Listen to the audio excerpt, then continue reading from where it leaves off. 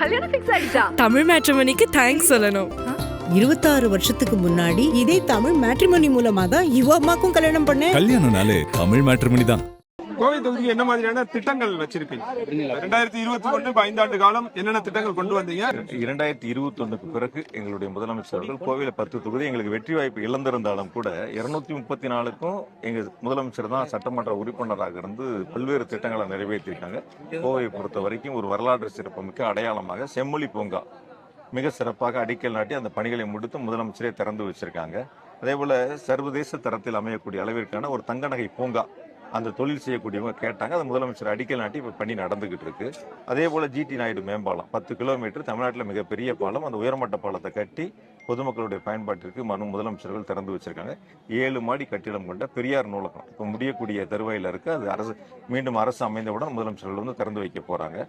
கோவை மாநகராட்சியில் மட்டும் இந்த 5 வருஷத்துல 8700 கோடி ரூபாய் அளவிற்கான அடிப்படை வசதிகளை கட்டமைப்புகளை மேம்படுத்துவதற்கான நிதிகளை கொடுத்திருக்காங்க. இந்த கோவை மாநகராட்சியில இந்த 5 வருஷத்துல 1706 கிலோமீட்டர் தார் சாலைகள் அமைக்கப்பட்டிருக்கு. 1706 கிலோமீட்டர் தார் சாலைகள் அமைக்கப்பட்டிருக்கு. இப்படி ஒவ்வொரு திட்டங்களா பார்த்து செஞ்சிருக்காங்க. எங்க துணை முதலமைச்சர் கோவைக்கு வருகை இருந்து காக்கி மைதானம் 10 கோடி ரூபாய் முடிச்சு பொது பயன்பாட்டுக்கு திறந்து வச்சிருக்காங்க.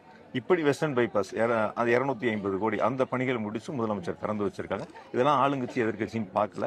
இன்னும் நாங்கள் ஒரு சிறப்பு பெற்றிருக்கிறோம். அதாவது சென்னையை தவிர முதலமைச்சர்கள் அதிக முறை சுற்றுப்பயணம் செய்த மாவட்டங்கிற பெருமையை கோவை மாவட்டம் பெறுகிறது. அந்த அளவிற்கு வந்து கோவையின் மீது அக்கறை கொண்டு முதலமைச்சர் திட்டங்களை செயல்படுத்திருக்காங்க. இப்ப தேர்தல் அறிக்கையில கூட ஒரு உதாரணத்தை மட்டும் உங்களுக்கு நேரத்தை நெருங்குறது சொல்றேன்.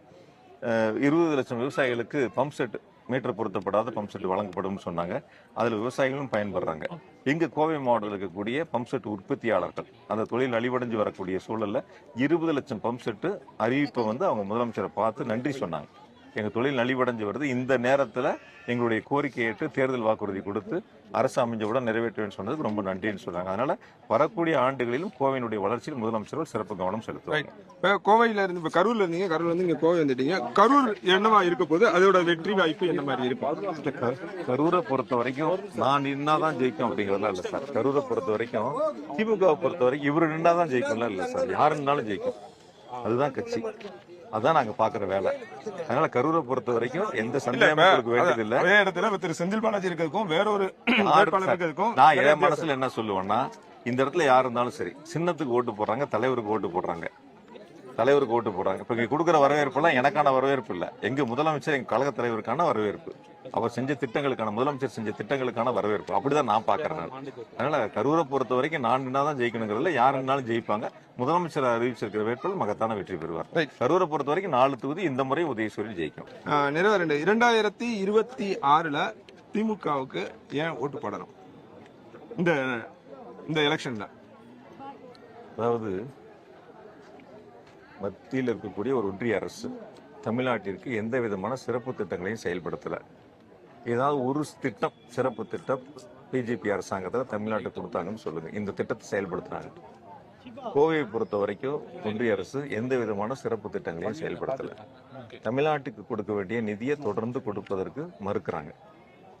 தமிழ்நாடு அரசு முதலமைச்சர்கள் தமிழ்நாட்டினுடைய அரசினுடைய நிதிகளை கொண்டு இந்த 5 ஆண்டுகள்ல பல்வேறு சிறப்பு திட்டங்களை செயல்படுத்தியிருக்காங்க.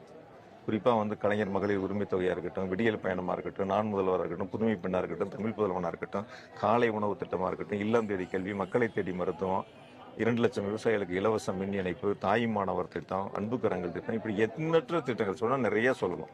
அப்பேற்பட்ட திட்டங்கள் நிறைய செயல்படுத்தியிருக்காங்க. என்னை பொறுத்த வரைக்கும் தமிழ்நாட்டு மக்கள்ல ஒவ்வொரு குடும்பத்திலையும் ஏதேனும் ஒரு வகையில் பயன்பெறக்கூடிய அளவிற்கான திட்டங்களை முதலமைச்சர்கள் கொடுத்திருக்காங்க. இது எல்லாம் வந்து நலத்திட்டங்களாக இருந்தா கூட வளர்ச்சி திட்டங்கள் ஒரு பக்கம், அடிப்படை வசதிகளுக்கு செயல்படுத்தக்கூடிய வளர்ச்சி திட்டங்கள். இப்போ கோயம்புத்தூர்ல ஐடி பார்க் கட்டி திறந்து வச்சிருக்காங்க. அடுத்த ஐடி பார்க்கான அறிவிப்பு கொடுத்திருக்காங்க முதலமைச்சர்கள். படிச்சவங்களுக்கு வேலை வாய்ப்பு ஒரு பக்கம், புதிய தொழிற்சாலைகளை கொண்டு வருவது ஒரு பக்கம், அதே போல கல்வியை மேம்படுத்தக்கூடிய பணிகள் ஒரு பக்கம். சின்ன குறுக்கீடு, இப்ப கோயம்புத்தூரை நீங்க பார்க்கும்போது வளர்ச்சி அடைந்த ஒரு மாநகரத்தை நம்ம பார்க்க முடியாது ஊருக்குள்ள வரும்போது. இப்ப இது போன்ற தெருக்களும் அங்க இருக்கத்தான் செய்யுது. இது போன்ற தெருக்களுக்கான வளர்ச்சிக்கு என்ன திட்டம் இருக்கு? நிறைய இருக்கு. நீங்க தேர்தல் முடிஞ்சு பாருங்க. இது இந்த மாதிரி பகுதியெல்லாம் நாங்கள் தேர்வு பண்ணி அவங்களுடைய கோரிக்கைகள்லாம் கையில் எடுத்து நிச்சயமாக வரக்கூடிய திராவிட மாடல் அரசு 2.0 நிச்சயமாக இவங்களுக்கெல்லாம் செயல்படுத்தும், இவங்களுடைய கோரிக்கைகளை நிறைவேற்றும். தமிழ் மேட்ரிமோனிக்கு தேங்க்ஸ் சொல்லணும். 26 வருஷத்துக்கு முன்னாடி இதே தமிழ் மேட்ரிமோனி மூலமா தான் இவ அம்மாக்கும் கல்யாணம் பண்ணேன். கல்யாணம்னாலே தமிழ் மேட்ரிமோனி தான்.